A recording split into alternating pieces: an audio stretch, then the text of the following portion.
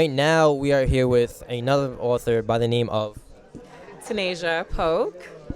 Nice to meet you, Tanasia. So, you argue in your work that awakening isn't actually the hardest part of transformation. So, what would you say is harder than awakening? Wow, so I'm glad you asked me that question. I think that oftentimes many people believe that when you go through a healing journey, whether you've experienced trauma in your life, some setbacks of some kind, that awakening is the answer. And that's the moment when you're going to feel some sense of relief, and calm in your life. And what they find out is actually it's actually heavier, right? That once you've awakened to and have awareness of what needs to change, maybe, that it does feel like a heaviness and that it is something else now to overcome, and it requires you to actually take action in your life in a meaningful way, and that can be difficult. Yeah.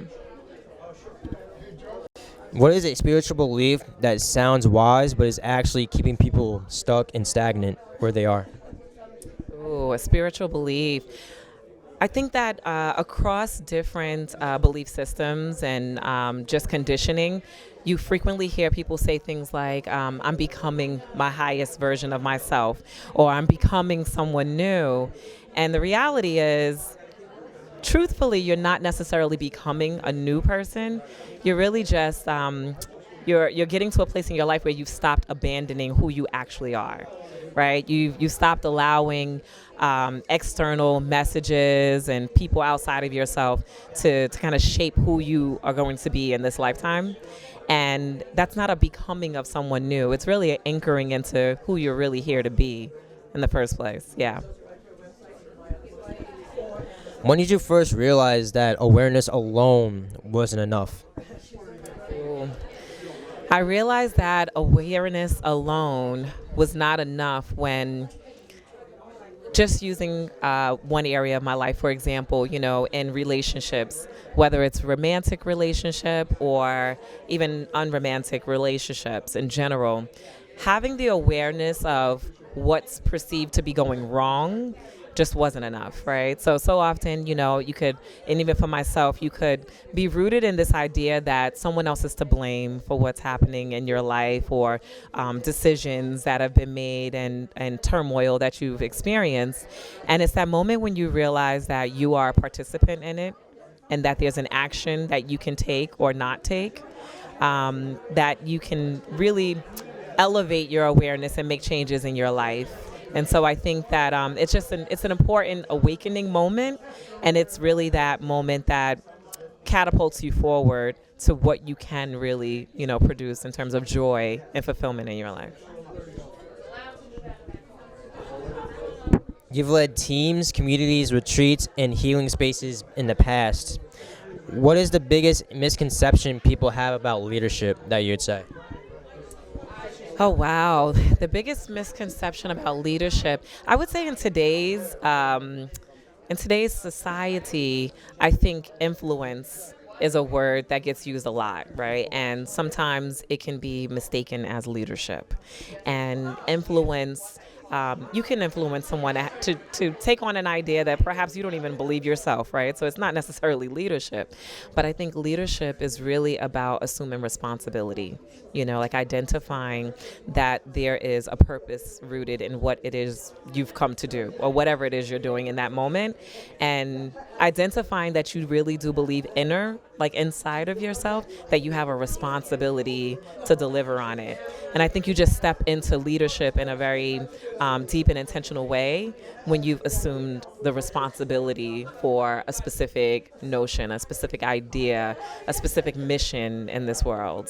So I think that today, specifically, I would say the biggest misconception in leadership is that you need influence.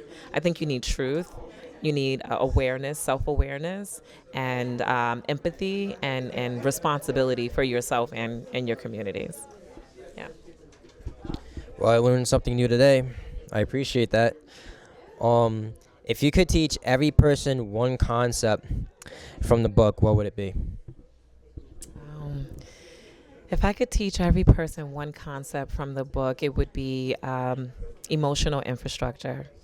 So I think sometimes when we think about our emotions, we think about how it's impacted from external elements, the environments that you're in, society, other people. We think about how we're defending against what's happening outside of ourselves. But really, our emotions are an inside job.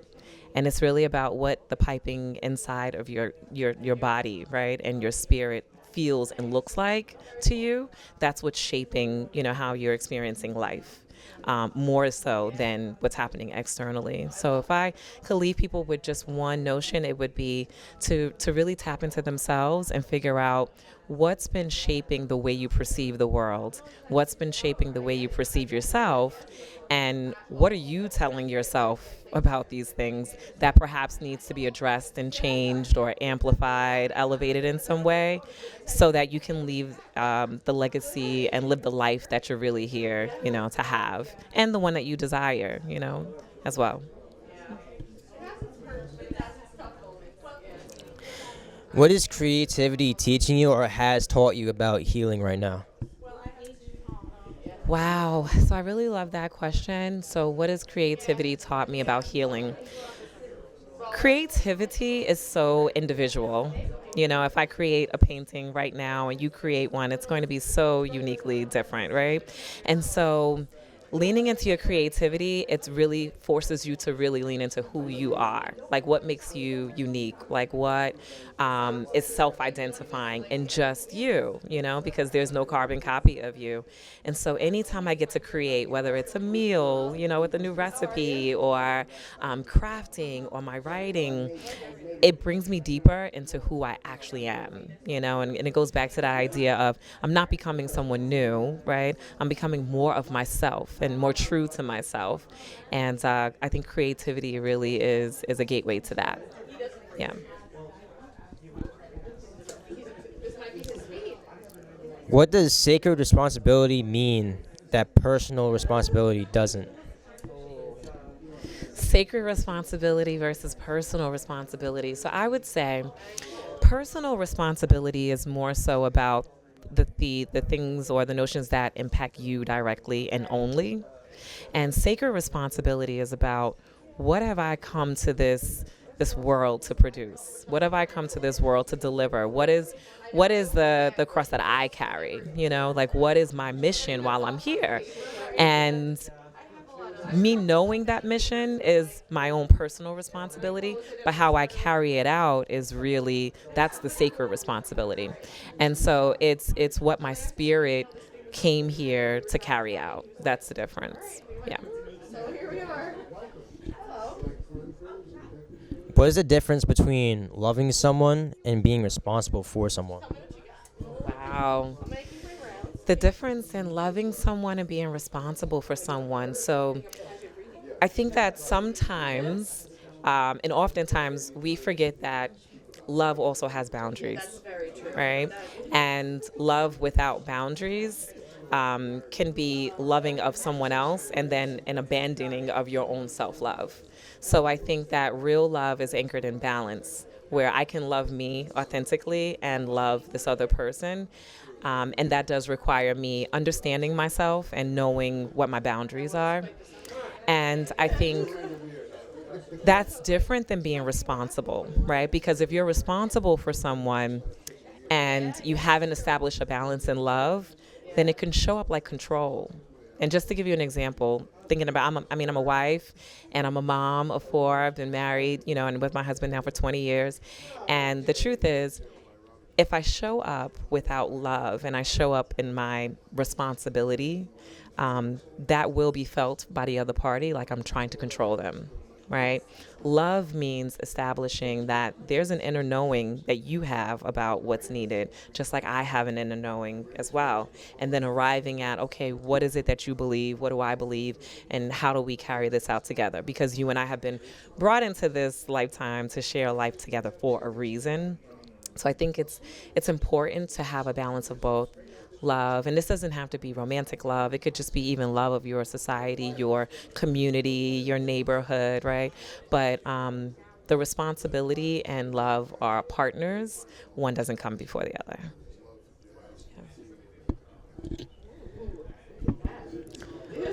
What is something that your younger self desperately needed to hear? Wow. My younger self needed to hear that healing wasn't a journey towards perfection. You know, that healing didn't look like getting everything right and appeasing everyone. That healing really was just about awakening inside myself my purpose. I think the toughest part of being on a healing journey is experiencing pain first. You're not trying to heal unless you've been wounded in some way, and just understanding that that wound had a purpose. That was the first hurdle for me in my youth, and once I realized that, I was able to change the narrative I had been telling myself about my journey. You know, just to give a little tidbit, I was born to teen parents. My father was killed while my mom was pregnant with me. And just being born into that story and that knowing, I felt like I was starting in a place of lack, you know? And so it took time to understand that I wasn't and to heal from that and then to utilize that pain in a different way and put it towards purpose. So yeah, that's what I would tell my younger self. It's not really about seeking perfection, it's seeking purpose. Yeah. Would you also say that it's all about perspectives? Yeah, definitely perspectives. I think that the deepest shift we can make is always going to be in the mindset. Always, it starts there, and then it goes from there to the embodiment. Bringing your mind, your body, and your spirit all into agreement. With the same idea. So yeah, I agree.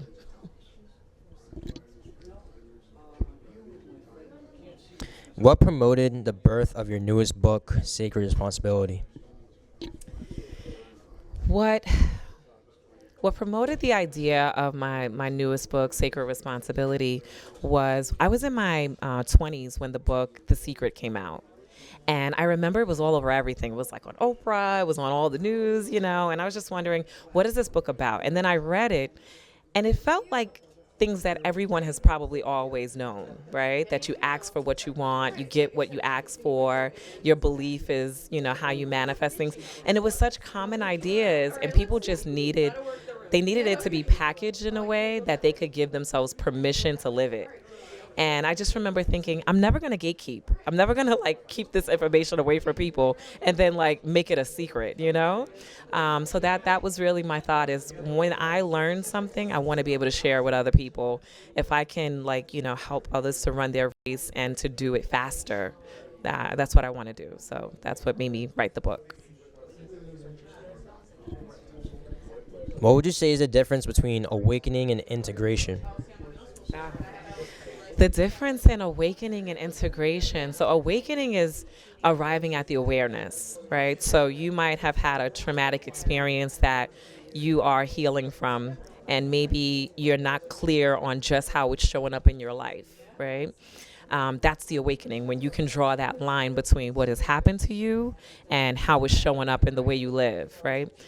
But then integration is when you take the lesson from all of that and you apply it. And I think so often people can spend a lifetime accumulating knowledge, right? Buying the books, watching the podcasts, taking the notes, and not really applying it to how they live. When you apply it to how you live, that's the integration. That's now really activating your purpose. It's like taking that pain and giving it legs, and really delivering on why you're here. Yeah. If everyone watching right now forgot everything else from tonight, what is the one truth that you hope they remember?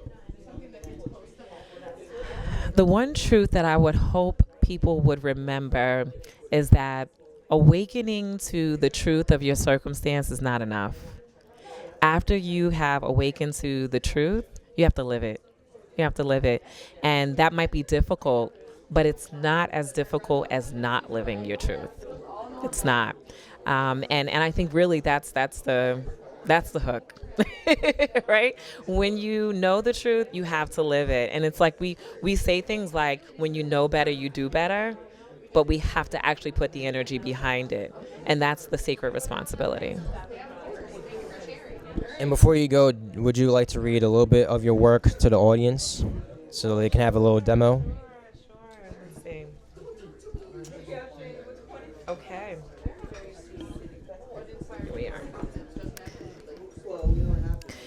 Awakening does not simplify life, it clarifies the cost of every choice. Ease was never promised, only honesty. Once you know, you cannot unknow what your body has already confirmed. Decisions no longer wait to reveal themselves. The feedback loop shortens. A tightening when something is misaligned, a softening when it is true, a fatigue that signals overreach before collapse is required. That is not regression. That is immediacy. You are not losing faith, you are losing insulation from the truth. And awareness does not remove that weight, it removes your unconsciousness so that you can live. Well, Tanasia, it was a pleasure Thank you. chatting with you today. Same here. Thanks for having me. Thank you, Long Island authors. Thank you. Our pleasure, our pleasure. And folks, that is all at the Inn at Fox Hollow for our Long Island Authors event. Once again, I'm your host, Kimathi Witt II, and we are signing off. Peace.